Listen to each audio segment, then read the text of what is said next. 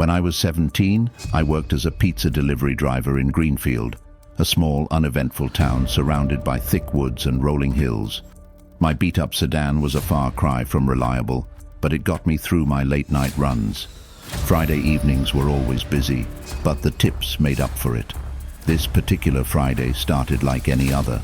By the end of my shift, I had one last delivery, a single large pizza for someone named Linda. The address was far out, on the outskirts of town where homes were sparse and streetlights were few. Longer trips usually meant bigger tips, so I was eager to wrap up the night on a high note. I loaded up, punched the address into my GPS, and headed out. The neighborhood wasn't one I was familiar with. The houses here looked tired, paint peeling from the walls, fences sagging, and yards overgrown with weeds. I parked in front of a small house with a flickering porch light. As I grabbed the pizza and headed toward the door, I heard a woman's voice calling from next door. "Hey, over here! That's for us!"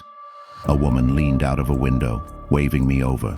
Confused, I hesitated, but eventually approached their house instead.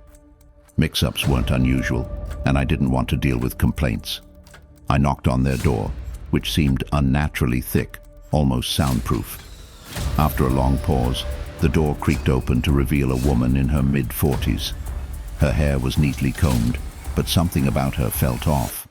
She smiled too widely, her eyes darting around like she was sizing me up. "Oh, you're a sweet one," she said, and then called into the house. "Diane, come meet him." Another woman appeared, strikingly similar in both age and demeanor.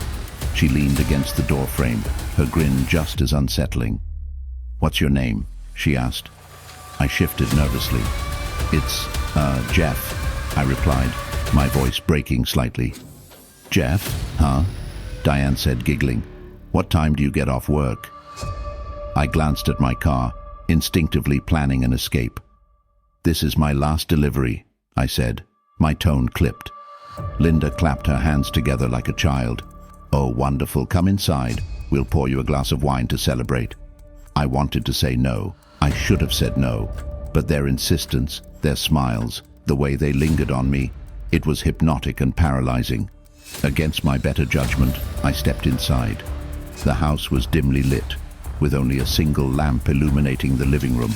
Piles of junk covered every surface, and the air was thick with the smell of stale wine and something metallic. They guided me to the couch and poured a glass of red wine, placing it in my hand before I could protest. "You're shy," Linda teased, her hand brushing against mine. The conversation turned strange quickly. They asked personal questions. Where I lived, if I had a girlfriend, whether anyone was expecting me that night. Their laughter was sharp, almost predatory, cutting through the thick silence that would settle between their questions. Suddenly, Linda stood. "We've got something to show you in the basement," she said. Diane giggled. "You're going to love it." My heart thudded painfully in my chest. "What's in the basement?" I asked, trying to mask my fear with a weak laugh. Linda tilted her head, her grin widening unnaturally. "Come see." They led me to a doorway at the edge of the room, the stairs descending into pitch-black darkness. "Where's the light?" I asked, stalling. "No need," Linda replied, her voice playful but with a dangerous edge. From the darkness, I thought I saw movement, a shadow shifting ever so slightly. My skin prickled, and I backed away. "I think I should get going," I said, my voice trembling. I turned toward the door, but a towering figure appeared in the kitchen doorway. A man, broad and imposing, his face hidden in shadows, blocked my path. "Stay a while," he growled. Adrenaline surged. I shoved past Linda and Diane, flinging the front door open. As I sprinted to my car, I heard heavy footsteps behind me. I locked the doors just as the man pounded on my window, his face twisted in anger. The engine roared as I sped off, the tires screeching. In my rearview mirror, the man stood on the curb, watching me disappear into the night. Back at the pizzeria, I told my boss everything. He listened, wide-eyed, and we called the police. Days later, I learned the house was under investigation for suspected criminal activity.